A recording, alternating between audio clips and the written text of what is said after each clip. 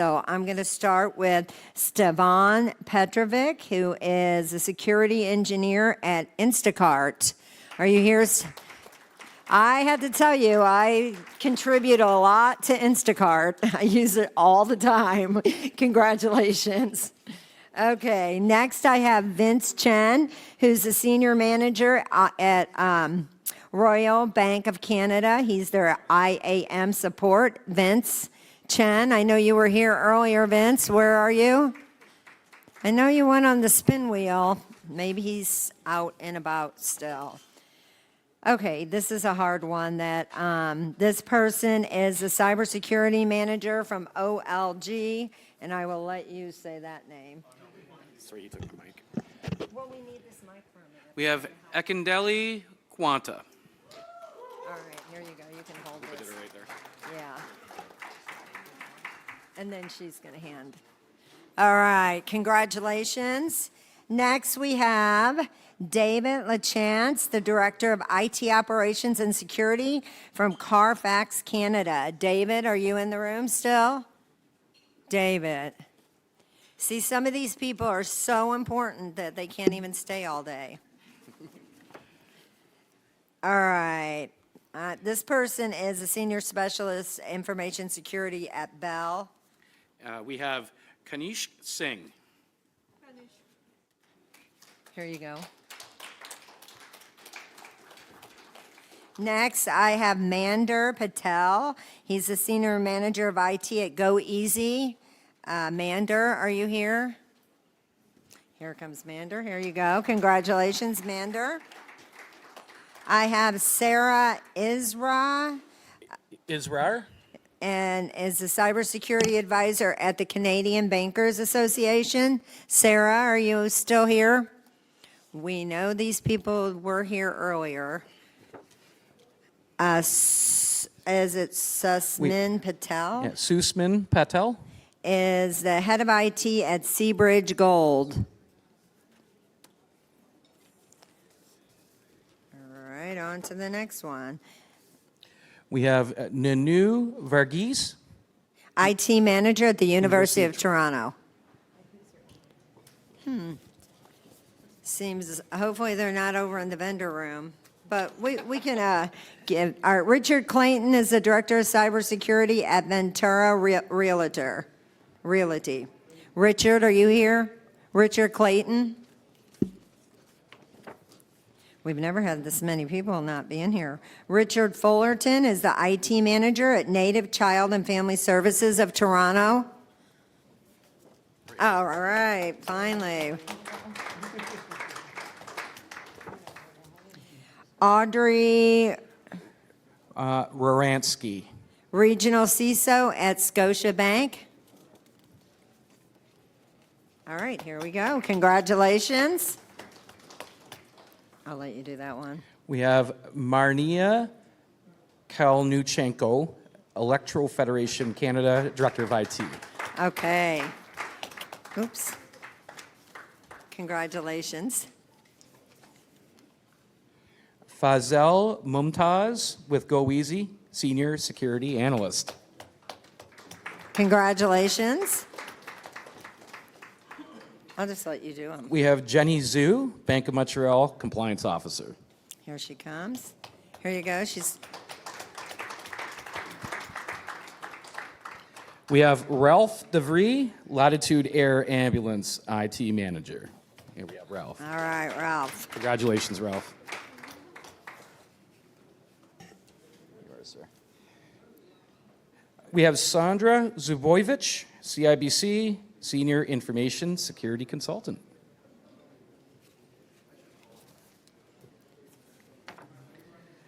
Next up, we got Mikola Ivako, TD Bank Information Security Officer. Oh, here we go. Manager. Oh. And next up, we have Amisha Munjal, Bond Brand Loyalty Information Security Analyst. All right, congratulations. Congrats. Next up, we have Alex Belosov, BMO Senior Directory Planner. All right. Congratulations. Next up, we have Lina Dabit, All right, we all know who Lina is. RCMP superstar. Yeah, the superstar of the day. And next up, we have Olivera Zatezalo, OPG superstar as well. Another one of our panelists. You're welcome. I won't make you announce yourself because you're about to be next. I get my name wrong. And we have Robert Knoblauch, Element Fleet Management, CISO. All right. You're welcome. And I can announce you. Okay. How about that?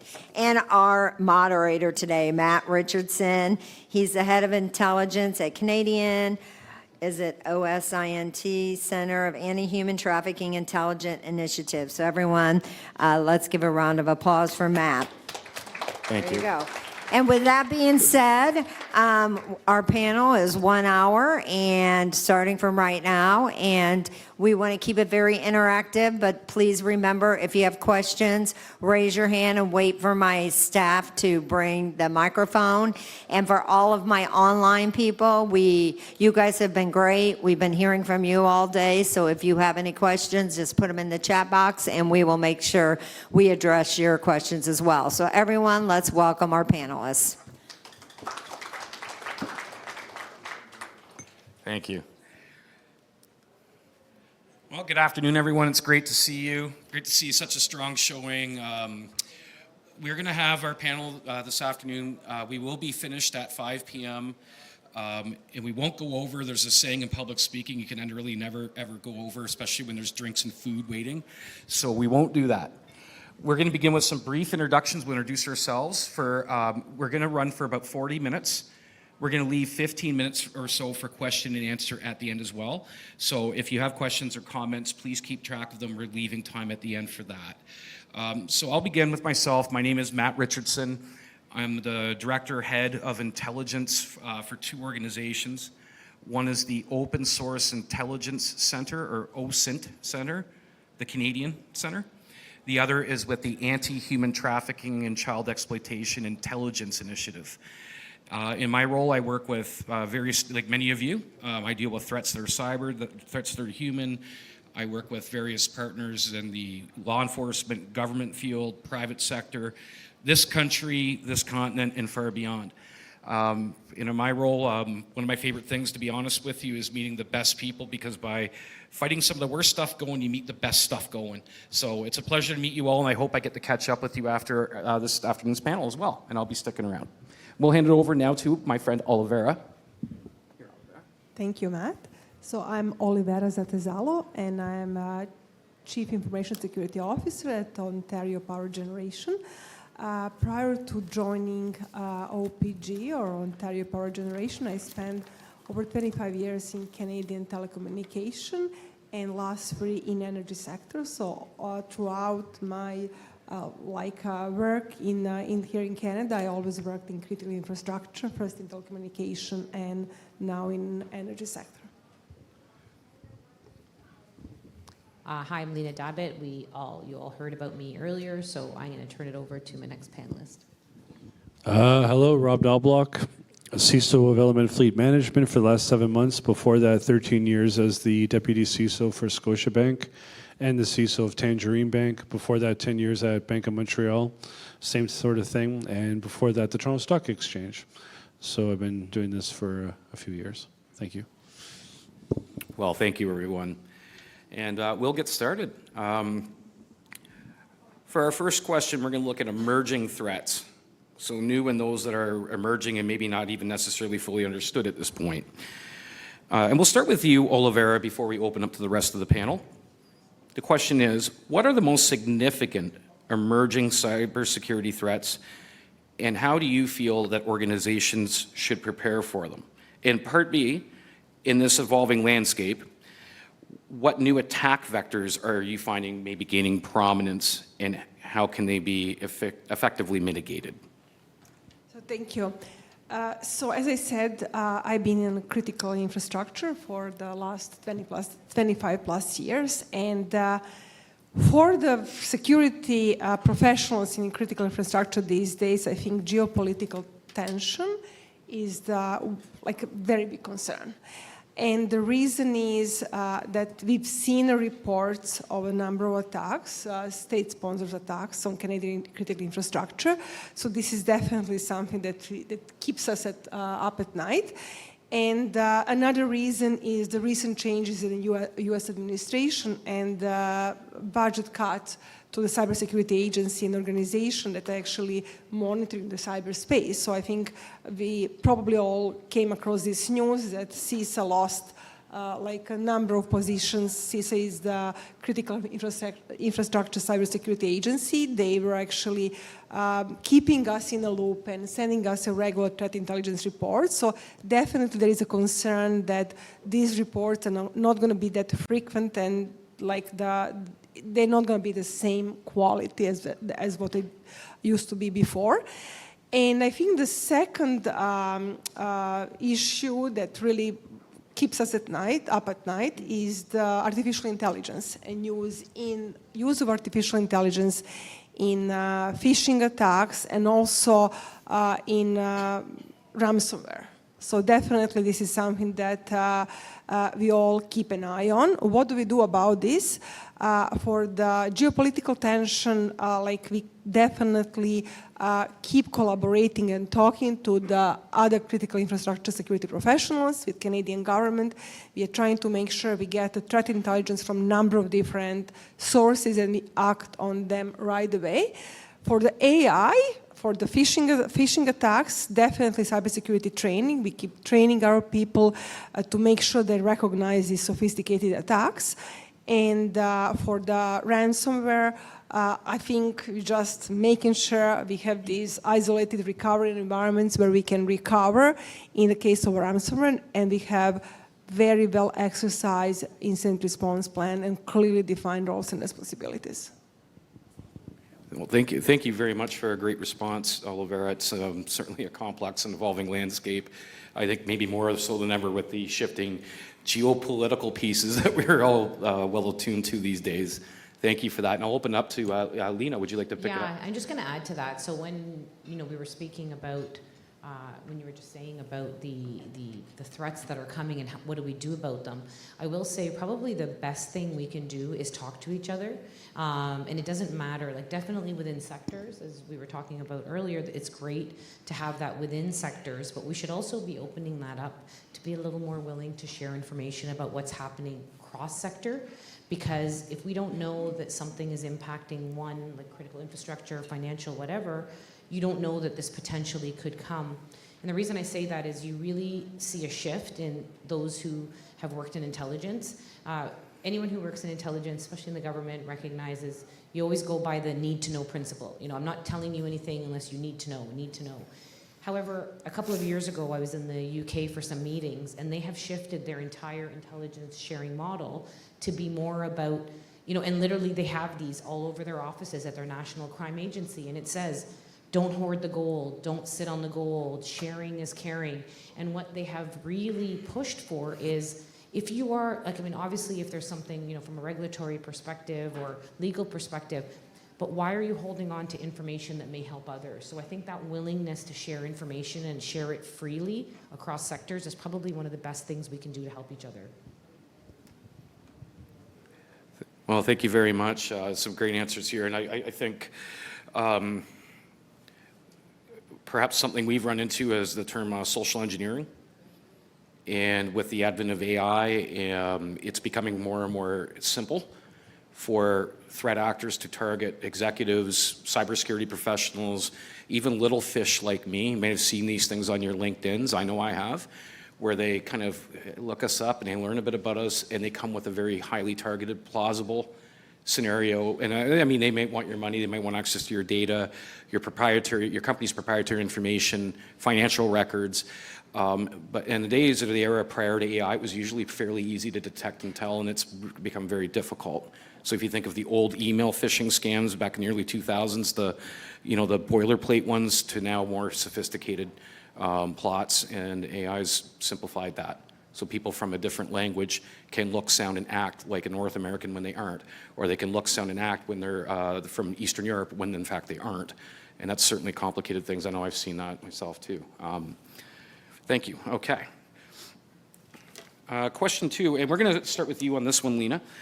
Incident response and reporting. What are the critical elements of an effective incident response plan, and how can organizations ensure swift and coordinated response to cyber incidents? Okay, so what I will say is, for many of you in the audience, if you feel like the police are going to come in general, and it's not just the RCMP, but your police of jurisdiction, our role is not to come in and get in your way. Our role is not to come in and do incident response. So I'll leave that part to my colleagues to answer. But what I will say, there's a lot of misconceptions about the role of involving police in incident response. So things like, well, you know, they tried to get in and they didn't get in, so I didn't report it. Well, now we're missing out a whole opportunity to understand where the attacks are coming from and what's going on. So it's really important to report it. The other side of it, people assume that it's going to be like TV, you know, where the police come in, we flash our badge, hey, we're here, and we're taking all your equipment. We are not taking your servers, we are not taking your computers, laptops, any of your, you know, switches, nothing. We're taking nothing.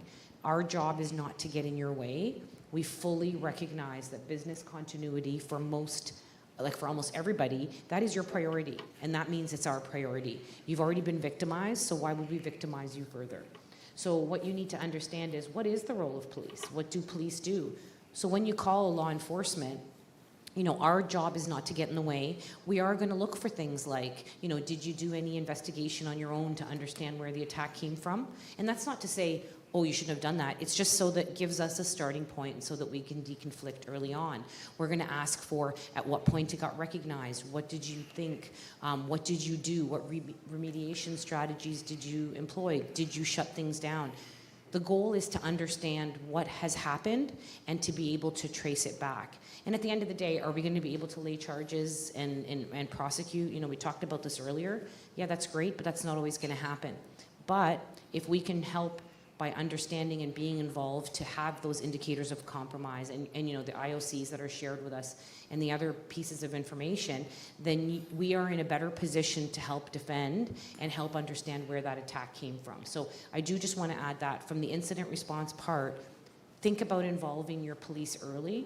And then the final part is understand who your police of jurisdiction is. So especially for companies that have, you know, offices in multiple jurisdictions, you know, understand who is going to be responsible for what area. And I would highly, highly suggest you develop proactive relationships with these teams. If you're in a big city center, the likelihood is going to be Toronto Police, Peel, OPP, whomever. And so what having that relationship is it gives you a name, a person that you can actually reach out to when you're in trouble. Because the last thing anybody in here wants to do when your hair is on fire and things are happening is try to Google who you should be calling and then getting a canned message. So develop those relationships early, ensure that you know who it is and who you're going to call, and then build those into your playbook. I want to echo on that kind of proactive planning piece, and I've been in a few nasty incidents. A couple have made it into the paper. But the one thing that I've seen a lot of companies not do, and it's really a cheap and effective thing to do, is just basic tabletop exercises, or what I call Dungeons and Dragons for executives. Like, put everyone in a room. Say, hey, you had a ransomware attack. Who do you call first? What systems need to be restored first? I've seen also really detailed documented playbooks that no one ever reads. So trying to get that kind of right balance between what are the key decisions, the key action owners of those decisions, versus what are the tactical steps at a different phase of an incident, I think is really important. There's a lot of templates out there. We're going to talk a little bit later about collaboration and information sharing. It's one of the easiest things you can do is share some of your kind of playbooks around here's the core steps that we would take if we had an insider at risk, if we had a business email compromise scam. I just find that kind of really end-to-end business planning doesn't exist. And it's easy for all of us practitioners to book time at our next executive steering committee or our next operating committee and say, hey, listen, I want to spend 45 minutes. I have some key questions I just need to ask to set the tone. And I've found that approach has really opened the door a lot on proactive incident response management and planning. Well, thank you very much. And just one follow-up question, if any one of our panelists is able to share a story of a successful incident response, whether it was our organizations or one that we're familiar with. What I can say is that a couple of years ago, we saw a lot of ransomware attacks for a lot of popular brands. I think LCBO was in there, Indigo was in there, Sobeys was in there, and it was primarily ransomware related to a group called Black Basta. Now, I don't work for these companies, but what I do know from these companies, they all had a very high-level, consistent plan, which is they brought in third parties to help them out, which makes a lot of sense. And especially if you're looking at cyber insurance, you're kind of forced to go down that path in terms of, do you have someone on retainer in case you have a breach that can help you recover? And I think that's really important, which is the technical systems recovery. Another great piece of this is PR. And the best example I have actually of this is not even cyber, it's food related, and that would be Maple Leaf Foods. They had a salmonella outbreak a while ago. This was like 7 years, 8 years? It was a while ago now. But the way they handled it from a PR perspective, honestly, textbook beauty. They were transparent, they were frequent communicating, they were explaining what they were doing to rectify the situation, and their stock recovered. Similar to a lot of the breaches that we're seeing from a lot of public companies, and we call it buy the dip, you'll see that a company gets breached, their stock goes down, but then they recover and their stock continues being profitable. So again, there's a lot of really good Canadian examples. Every bank has had a cyber breach of one way or another. You just have to Google it. Anywhere from exposed ATMs to mobile banking applications being hacked into. It's not an easy thing to do, but what is easy is planning your response and being proactive and mitigating the risk, not just of the breach, but of all the different things that are directly or indirectly related to that breach. Thank you very much. And I can think of what happens or can happen if we don't plan. So the ounce of prevention is better than a pound of cure analogy. One well-known one I recall was the University of Kentucky, and I believe they paid, this was a few years ago, I believe they paid a $3.5 million ransom. It was a ransomware attack to recover their data and their student records and grades and all this stuff. And more recently in Canada, one that struck me was London Drugs had a ransomware attack, and they took their website offline and shut down like 70 or 80 pharmacies out west for months to recover from it. So I think an ounce of prevention. I think the biggest one is CNA Financials that I'm aware of. 2021, $40 million insurance company in the U.S. Wow. Yeah. So point well taken. Okay, we'll move on to our next question. And Rob, we'll start this one with you. We're going to talk about regulatory compliance. And Rob, how can organizations effectively navigate and comply with ever-evolving cybersecurity, data and privacy regulations and standards? There are a lot of industry verticals that your company operates in, and if you're a CISO practitioner, I think the first step is understanding the rules of the game and the regulatory compliance that's expected of you from a few different angles. The first, which to me is the most important, because I think security is largely about customer service and making sure that we're available to help secure not only our organization but our customer, is understanding what your clients want. So if you have heavily regulated banks and governments as your clients, they're going to have expectations of you similar to them. So that's kind of part one. If you happen to be a healthcare organization or a financial services organization, you have various state, local, provincial regulators, OSFI being the biggest one in Canada for their financial services, and they often come with their own rules. If you're a global organization, you get to deal with regulators from all sorts of different countries.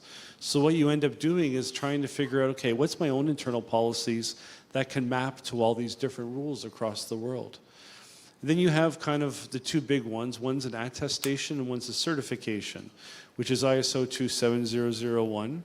Typically seen that mostly on the Europe side of the world and in kind of eastern side of things. It's mostly related to product security, although there's a lot of companies who do services that are ISO certified. From a services perspective, I see SOC 2, Type 1 or Type 2 being very popular. And that is not a certification, that's more of an attestation where you bring in a third party to come in and say what you are good at. And lastly, on top of all that, if you're processing data or payments, You have fun things, especially GDPR, HIPAA, PIPEDA, all sorts of privacy legislation. And then if you're processing transactions, you have PCI. So I just sent a whole bunch of alphabet soup right there at you guys. But it really depends on what kind of business you're in, what kind of clients you're servicing, and what kind of markets are you operating. And if you can marry those three Venn diagram bubbles together, focusing on that middle, ideally you're going to be at least 90% of the way there for all those different other regulations. Great, thank you. And before we move on, if anyone wants to add anything, if not, we'll move to the next question. I thought that was very well handled. Thank you, Rob. And a friendly reminder, we'll have time in a few minutes for open question and answer period as well, okay? So we'll move on to our next question. I'll just open this to anybody on the panel who wants to jump in. Collaboration and information sharing. How can industry collaboration and information sharing enhance collective cybersecurity defenses? Question one. Yeah, I can start. As I mentioned, I've been part of the telecommunication industry, now in energy, and both these sectors are critical infrastructure. So I think a number of years ago, maybe 15 plus years ago, Government of Canada started CISTEC, which is Canadian Telecommunication Advisory Committee, and actually this was started to get together all chief information security officers from telecommunication industry together to make sure we have a regular communication and we share not just the threat intelligence, but the best practices. And I'm very happy, and actually that body, advisory committee, worked very well, and we used that as the model to actually kick off similar advisory committee for energy sector. So 2 years ago, again, with the support from the Canadian government, communication security establishments, and the Canadian Center for Cybersecurity, we started energy technology advisory committee, again, for the energy companies, oil and gas, electricity, all chief information security officers to get together to share best practices, threat intelligence, and to stay in a constant communication. So I think that these models are working very well, and I think the reason is that we are using very well-established framework put together by Canadian government.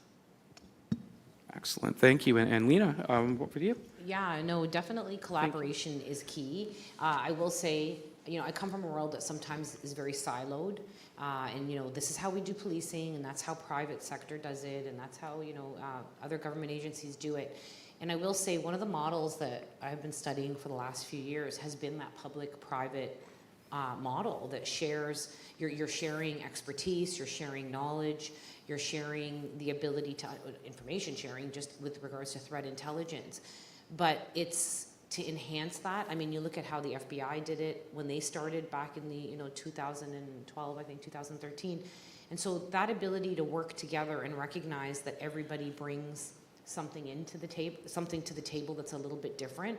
And I mean, I'll give you an example of this. So, cybersecurity is still fairly new. There's not very many laws around cybersecurity with regards to criminal charges. So, like I've done it where I'm sitting around the room with my team and we know what the person has done. It's illegal because they've fled the country with millions of dollars.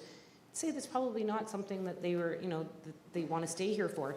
But what are the charges? And so looking at how you're able to do that, well, in Canadian law, if you want to charge someone, you really need to be able to explain to the courts, this is the steps that this person took. This is how this person did this, and this is how this person facilitated this criminal activity, and this is it. But unfortunately, cyber, unlike drugs or any of the other program lines I've worked in, is very, very different. And so it's always changing. It always evolves. And so, we had a situation where we're trying to understand some part of how they manipulated smart contracts. And so smart contracts is not something a lot of police agencies have dealt with. It's the ability to be able to reach into some private sector partners in one of the big five and reach in and was like, hey, can you help us? This is what we have. This is what we've got going on. Do you have someone who's an expert in this space who can help us understand it so that we can be trained and be able to explain to the courts? Well, thankfully, because of the relationships we had built with the private-public partnership, they were able to connect my team with the SMEs on the banking side, and they were able to actually walk them through, what it would take to be able to manipulate a smart contract to be able to steal millions of dollars. And as a result, we're actually in a position that we're able to lay charges. And that's a huge step forward, because to bring in people from outside who are not police is a huge step. But both sides, whether it's public sector or private sector, need to recognize that they can help each other. And I think that's the most important part of collaboration. Once again, great responses, and thank you. And with that, we'll move to our next question, and we're going to talk about threat intelligence. And the question is, and I'll open this to the panel, how can organizations leverage threat intelligence to proactively defend against cyber threats, and what challenges are associated with effective threat intelligence utilization? So us here being Canadian companies or working for a Canadian employer, I hope you've Googled or at least looked at CCTX. It's a very low-cost threat intelligence sharing firm. And, you know, we just talked about collaboration, and I look at threat intelligence being very similar. And I think to your point about collaboration and breaking down silos, it really became apparent to me when the Russian war broke out, and groups like the Conti ransomware group or the Revil ransomware group, they were continuing to operate just fine. And members of those ransomware groups happen to be both in Ukraine and in Russia. So even though there's this massive war going on, the criminal organizations are collaborating just splendidly. They don't care what's going on. That kind of mentality we also need to adopt. So as you're sitting here in this room, do you seek your competitors or people who work in your competitor's company? Why don't you make friends with them? Like, we're not competing about security. What we are competing about is, you know, profit and products and services. But at the end of the day, if any one of our companies gets hacked, Canadians lose faith in us. So from a financial services perspective, a lot of collaboration between the banks. Because, again, if something bad happens in our backyard, the regulator is going to ask and make sure it's not happening in everyone else's backyard. Collectively, we lose. So from a threat intelligence perspective, I think it's really important to share. We had an earlier conversation about under-reporting, and it shouldn't be just about reporting if you have a breach. In fact, I'm even going to say this. You do your thing. Okay. No, go ahead. No, you were doing it so much better from RCMP. No. Well, all I was going to talk about was just about the fact that if you don't report, we don't know. And I kind of touched on it briefly earlier is, you know, and I'm going to give you an analogy because I love analogies. So back when I was a beat cop, you know, in uniform, attending, you know, break and enters, somebody actually reported, and he was very angry, like inordinately angry that someone had broken into his car, and he was reporting that police had done nothing about it. So I went out there and, you know, basically get blasted by this man that that the police hadn't done anything. And so I called, and he's like, this is happening all up and down the street. Well, I worked that area regularly, and this was the first one I'd been to.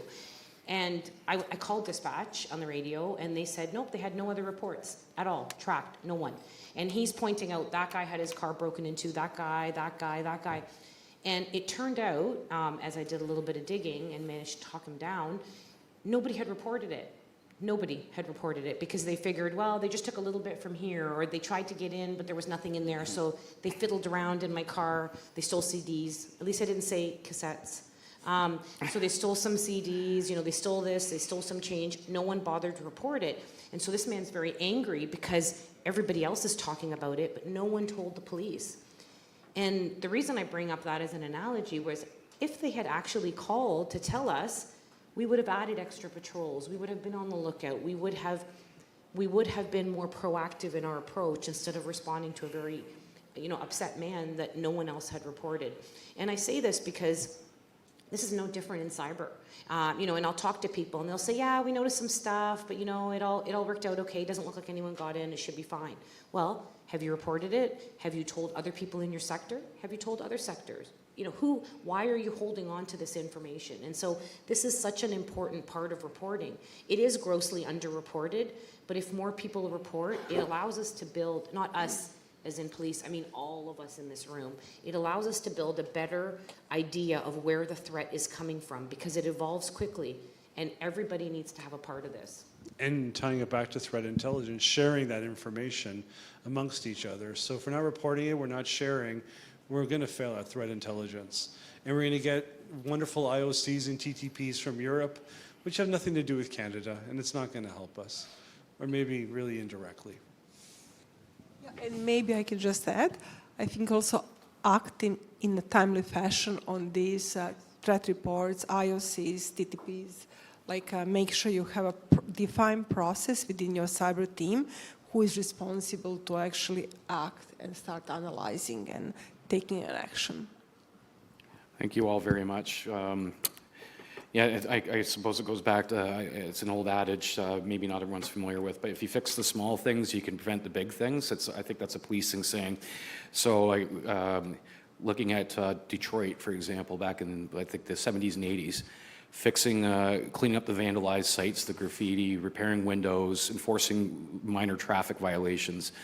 Once that stuff started happening, some of the bigger stuff stopped happening as often. So what might seem like a little deal and not a big one could be the precursor to something bigger and worse coming.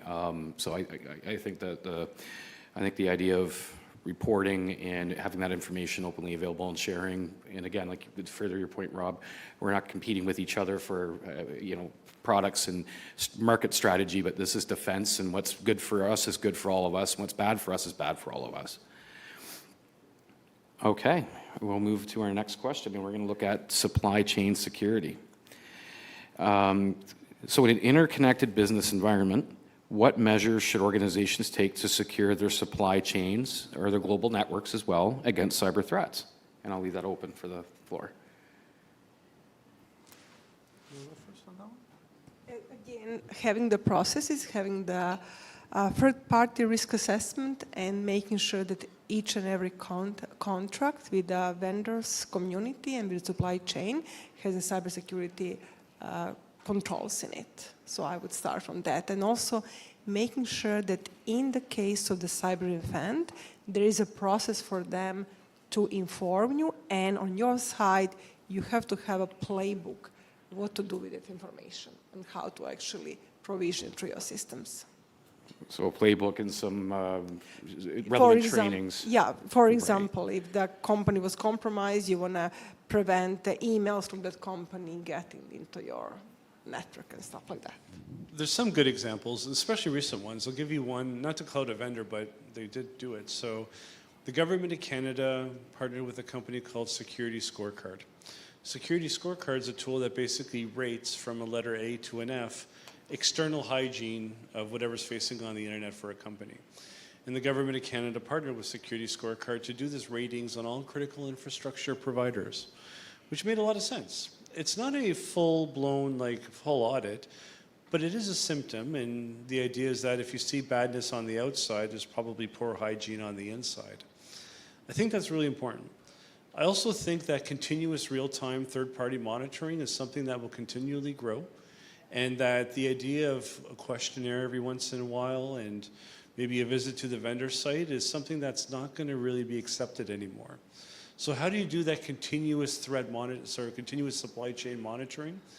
It's difficult. When you also look at things like SBOM or software bill of materials security, it's another wonderful element. How do you know the person that your third party is hiring is not a nation state actor from Korea using AI for a security company called Knoblauch? Yeah. Not saying that that's happened or not, but these are really situations where AI makes this stuff really hard. So I think that have a full program. It's a continuing evolution. Try to automate it as much as possible, especially if you have 10,000 plus suppliers. You can't be everywhere at once. But to get a SOC 2 certification, to show a full-blown security program, it's not just about your company, it's about your ecosystem, and your supply chain is your ecosystem. So if you're spending a lot of time on your internal projects, again, make sure that your vendors are getting that kind of attention. I also imagine that a lot of our projects right now are not building on-prem servers anymore. They're SaaS providers that we're moving to. So look at your contract language, look at your liability, look at your security clauses, which requires a different mindset than plugging in IOCs in your SIM. It requires understanding the business, understanding the context and value of that contract. It's a whole, in my opinion, different skill set, and it's not an easy job.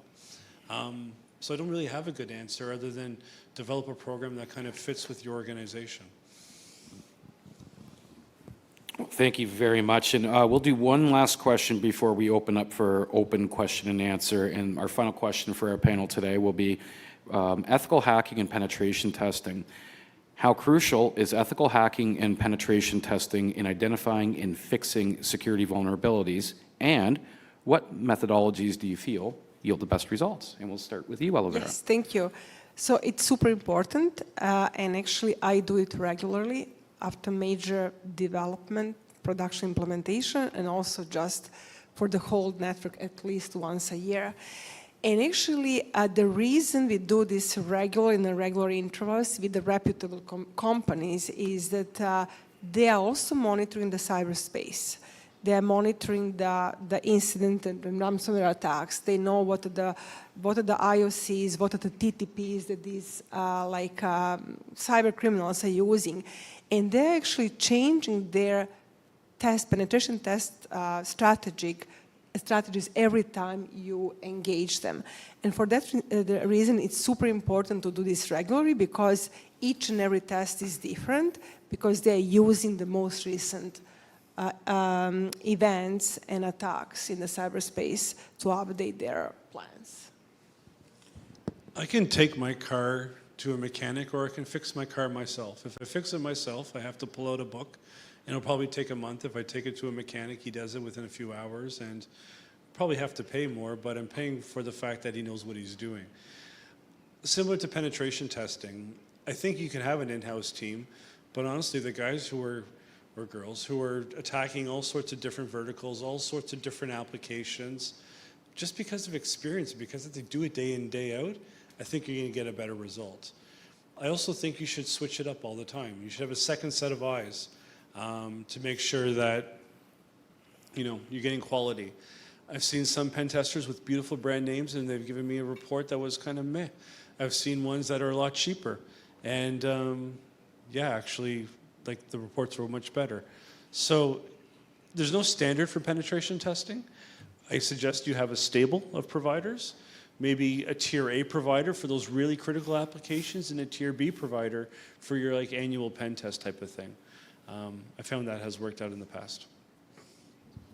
Great. Well, thank you very much. At this point, we're happy to open the floor up to any questions. We'll have open question here. Okay, I'm going to come to you now, sir. All right. Thank you. It was a great conversation and listening to you all expert. My question to Robert is, we always see that security is not equal to compliance and compliance not equal to security. We see companies achieve 3 compliance, but next month they are getting ransomware attack. So as an element company managing as a CISO, how you are balancing between compliance and security, and you try to achieve maximum security and the metrics, KPI, and with limited budget you have from the board, right? So how you strategize those things? So the answer I'm going to give you is from a global perspective, because Element, and similar to my former employers, have always been very global type of companies. So my approach has always been having a good, strong internal program, and to me I use NIST, especially NIST 2.0. If you want to go extreme, there's something called the Security Controls Framework. It's free. You can just search Security Controls Framework 2025. You'll get a spreadsheet. It has 1,425 control objectives. If you can comply with all of those, no matter what people throw at you, you're going to be good. But it's ridiculous. It's what I call the kitchen sink. So what you need to do is kind of pick and choose what makes the most sense. Patching. Vulnerability management should be something very core to everybody on here. Same with IAM. Those are, to me, the core 2 pillars of stuff. Then you get an application security and DLP and all this wonderful stuff, but just hang on for patch for a second. You develop your own SLAs, 0-day patches, critical patches. You document that process. And now whenever these compliance regimes come out, whether it be PCI, SOC 2, an OSFI B13 guideline, you'll say, here's my process, and does it map to it? And I think that approach is the best, because if you do it by regulation, and you have a framework for each regulation, you're going to have a lot of duplication, and a lot of the people that you're managing are going to get burnt out, because they can manage one policy, and that's probably the best. And to tell you the truth, even the one policies that you write internally, I doubt many people are even reading them, unless there's a problem. So yeah, my point is, create a beautiful, strong internal program that maps to your regulated expectations of you, and continually follow up with that mapping. Great, thank you, Rob. We'll come your way, and then back here. You're up, sir. Thank you. Thank you to all the panelists today. It was a great discussion. The question that I have is we talked about earlier about reaching out and establishing relationships with law enforcement. And you mentioned a lot of different law enforcement agencies. So we have Toronto Police, we have Peel Police, OPP, RCMP. In the US, you have FBI, NSA, and so on, local police. Would organizations be more inclined to establish relationships with law enforcement if there were a single centralized address or agency on a national level where cybersecurity matters in general would be their jurisdiction? I think we've seen some of those examples in Europe and the European Union, and they work quite well. So I'm just wondering if that would be beneficial here as well. Yeah, no, that's a great question. And ironically, when I first got into the space, one of my biggest issues is people are in the midst of a crisis and we're asking them to report to NC3 and the Cyber Center and their police of jurisdiction. You're like, why are we asking people to report multiple times? And it wasn't very clear. And this is something I've discussed with all those agencies at length. What is heartening is that they are streamlining it. So NC3 is the National Cyber Coordination Center. It was set up 5 years ago, and they're based in Ottawa. And they are literally that, a coordination center. Their role is to provide support to all police agencies across the country. They are in the process of finalizing a model that will allow for a one-stop cyber reporting, which honestly can't come soon enough, because it really is a necessary part of it. It also allows us, to be able to track, IOCs and information and, IP addresses, monikers, all of that. So it is coming. It just isn't there yet. I don't have a timeline for it because the last time I talked to them, they said they were just in their final stages. But I 100% agree with you, because if you do have it as a one-stop shop, somebody only has one person to contact. That person will be responsible for disseminating and sort of tasking the local police, because they will know who the local police is. And especially when you have companies, let's say, that are across the country, how do you know exactly where geographically it's located? Is it are your servers here and your head office is here? Like, how do you determine where it gets reported? So we will definitely streamline. We're just not there yet. They have streamlined it in the last 4 months. They've streamlined it to your police of jurisdiction and the NC3, and the NC3 to be able to, and the Cyber Center to be able to report it. And what happens is, if you have entities like critical infrastructure, they could report directly to CCC. But again, at the end of the day, it's multiple reporting lines. It doesn't make any sense. It's coming.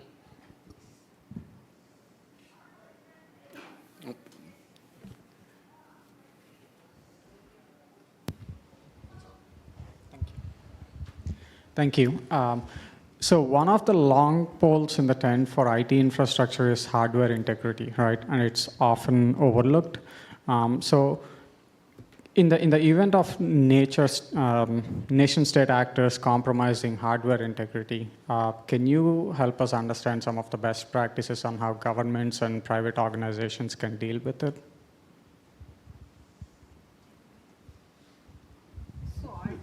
That goes back to the supply chain. So I think we have to trust them, and also for some of the critical infrastructure, I know the government had some programs how to test equipment. So there are programs set up by government, but actually I think this is when you do your supply checks and balances, you ask for that. I will say that is a recognized vulnerability that we recognize in law enforcement. It is a significant one. I mean, I will say it's all over open source, so I'm not, giving you the secret sauce. But I mean, you look at the challenges with the counterfeits, Cisco routers, devices. This is happening more and more frequently. And I think the challenge is, when you look at exactly what Olivera said about the supply chain, that is a significant risk. And really, how do you tell if something's an anomaly if that's how the equipment operates when you take it out of the box. Like, it has taken away that ability to be able to flag things. This is a recognized issue. I don't have an easy answer for it, but I will say this is something that is known to be a vulnerability, but there's no easy fix right now. So I guess my advice is having good inventory of your libraries, of your hardware that is actually out there and in the field. What versions of firmware, for instance, in the BIOS settings for things like laptops. I also put things in a risk context. So say, for instance, you get a Lenovo computer that's been hacked 6 ways to Sunday by North Korea. That Lenovo laptop, to be effective, would have to talk to the internet back to a command and control server somehow. So your proxy server should see that traffic if it's coming from some shadow backdoor on the operating system. For things like hardware and firmware that's directly connected to the internet not being monitored, you're going to have a lot more of a tricky problem, for sure. I definitely agree with the whole Cisco fraudulent thing. I think we're supposed to talk about Huawei being a risk as well. However, I don't know. I haven't seen really that manifest itself personally. What I can say is hardware security is hugely important. I'll give you one example.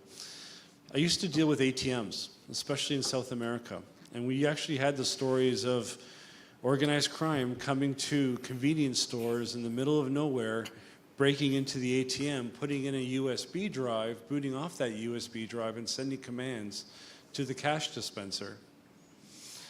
Happened all the time until we figured out, oh yeah, we can put a BIOS password to make sure that we don't boot up USB drives. A lot of that stuff is really simple, but similar to software versus hardware, do your threat modeling. Look what your risks are. Look what your compensating controls are. In the case, even worst case scenario, that the hardware is compromised. And then lastly, there's the old adage, if you have physical access to something, you can defeat it. And I strongly believe in that as well. Great, thank you very much. We have another question over here. Hello, thank you for the wonderful panel discussion. Over here. So we discussed about threat reporting and earlier, right? So most of the companies, there were so many case studies which said that for example, the ransomware attack had gone to an extent because people were not ready to report it whenever they saw something wrong.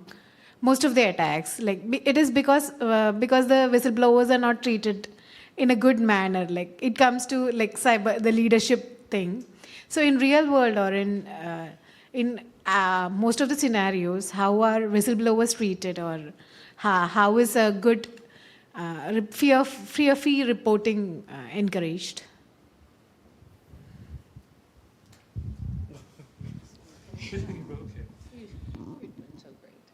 So there's a really good meme on the internet where there's a guy in front of a button that says, click here to report a security incident, and right underneath it, it has all the instructions that this person has to fill out to report a security incident. I personally am a lazy kind of guy. I hate working. I would rather be home watching TV or hanging out doing stuff. So I try to avoid it at all costs. I'm kind of joking. I really do love work. But if you make it hard for people to work with you, again, going back to customer service, they're not going to talk to you. So using your example of the car breaking in, one thing that would come to my mind is, oh man, I have to deal with the cops. They may ask me other questions. Like, where's the incentive for me to report something like that? Similar to phishing tests. How many of you get your own company's phishing tests and then you have to make sure you click on the email and not click on the email? Well, you aren't putting up your hands, but I'm sure all of you pretty much have something like that. Stuff like that drives me nuts. And I'll tell you why. Because we do all these annual awareness and training programs, but what I really need is just-in-time user awareness and training. So tell me what I'm supposed to do when I actually get that phishing email. Or better yet, tell me it's a phishing email, and then make me argue that it isn't a phishing email, as opposed to me clicking the link all the time and infecting my computers. So back to your answer around reporting and compliance and all the things associated with that. To me, make it easy for people to report to you. Do the heavy lifting. Don't make them fill out forms. Have your analysts have a conversation with them. Maybe they're in an emotional state because their board report suddenly got deleted and they have to spend all night doing it, and they're using all sorts of four-letter words. Again, customer service, I think, is hugely important. And the second is the follow-up. So after they're back in place, did they learn anything from this? Do they need any more remedial training? Now that they've gotten burned by this issue, what are the best practices that you can instill on them? So that's kind of my long-winded answer to reporting and customer service. Well, thank you very much, Rob. And I'm half kidding when I say I'd rather be sitting around and chilling than working too. I love work, but I know what you're saying. And we're not alone, are we? With that, we're going to wrap up our question and answer session. However, myself and my esteemed panelists here will be out here at the back. I'm happy to talk one-on-one. Always great to meet new friends. Before we wrap, I'll just ask Kim if you have any words to wrap us up, or we have you coming up. And then we'll wrap and we'll get something to eat, and the bar is open. Oh, okay. Oh, right here. Or you can join me at the podium if you prefer to, Kim.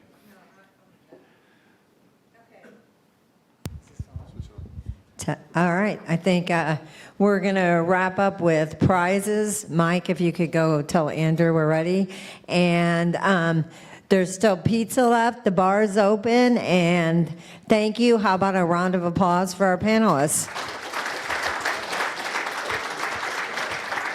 Don't forget, before you leave, there are CPE forms out at the desk, so if you need to sign out, do that on your way out. And if you did fill out the